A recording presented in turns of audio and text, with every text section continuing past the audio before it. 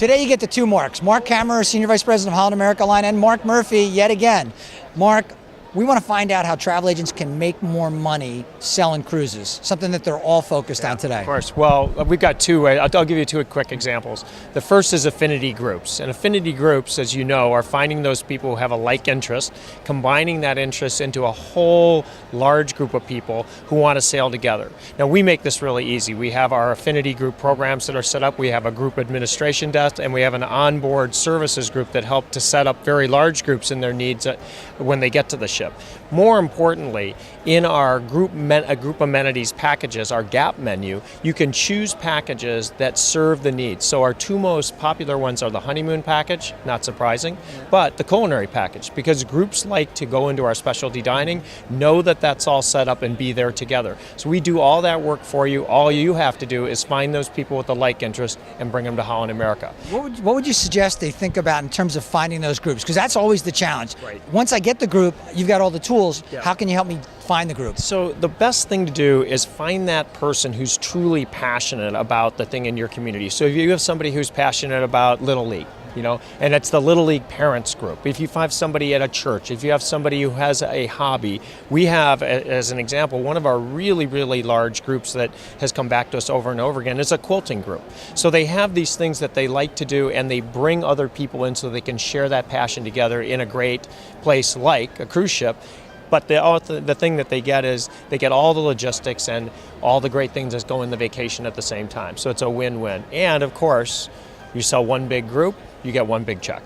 Right. And what's nice about groups is once you sell the group, you now have the individual repeaters, correct? You do. And the agents who are really good at this, like agents who focus on groups, we find have a 25% higher rate of success over time than agents who never bring groups into their portfolio. Because not only are they doing that work to get that right group of people sold, but if the smart ones, as you said, they're thinking of them as individual repeat opportunities as well. And then if you add to that the program that we have on board where they can book on board, if you put all of that together, you're creating that annuity that all agents like to have. You've done the work at the beginning and you deserve the rewards at the end. And you continue to collect those rewards even if they book on board, correct? Absolutely. The greatest thing about our onboard booking program is that the booking goes back to the agent who generated it. And we now have put new reporting in place that lets you take advantage of that. So whether you're going with your group or not, just tell them to make sure they go see our future cruise consultant, and we'll help them to get that future choice made. So we got Grand and Collector. Yes. What are the differences, and give me some differentiators? Yeah, it's a great question. So one of the things that Holland America has been known for are creating these voyages that are long, intricate, and have sort of a depth of expression about the destination that very few people to put together. So we have a Grand South America cruise that basically takes you from one end of South America to the other, and it's 50 days, right? So a Grand cruise is something that is a little bit higher in terms of the amenities that we put on board, much more port intensive, longer, and creates an experience that no one can put together on their own. Now, when I think of that, I think of a world cruise, but I think of part of a world cruise. Is that what this is more like? Yes. What we found is that not everybody can take 124 days. And so what we realized is there's other places people want to go. So Asia, South America, and Europe are places where we've tried to do this. But we realized that some people want more than just a 7-day cruise. They don't have 30, 40, 50, 60, 70 days. And we were making it hard for them to put cruises together. So agents would come to us and say, I'd like to book them back to back. Can I book them back to back? And if I'm booking them back to back, how can you get them in the same cabin? So we went, well, it's 2 bookings, it's this, it's that. So we slowed down, we said, time out.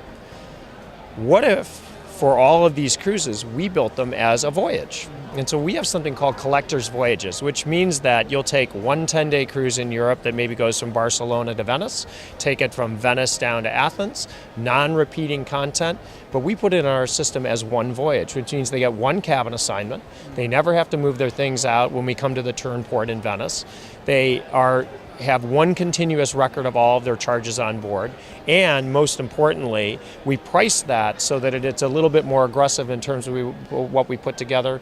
Agent gets one larger check for selling one collector voyage. So what did that do? It just took everybody's blood pressure down about being able to manage those back-to-back voyages. Now what we do in deployment is we sit and we look at all of our deployment and try to figure out how many of these make sense.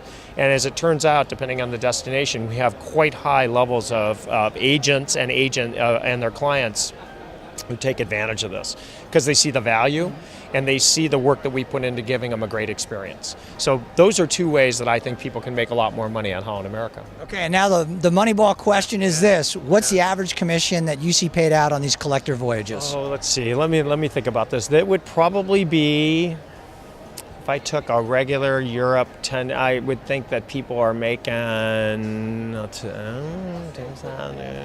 probably making $600-700 per cruise.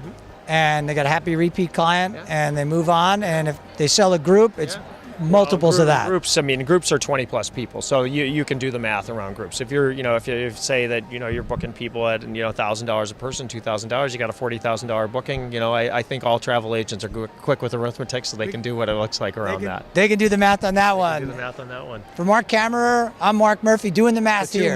The two marks doing the math. It's all the M's.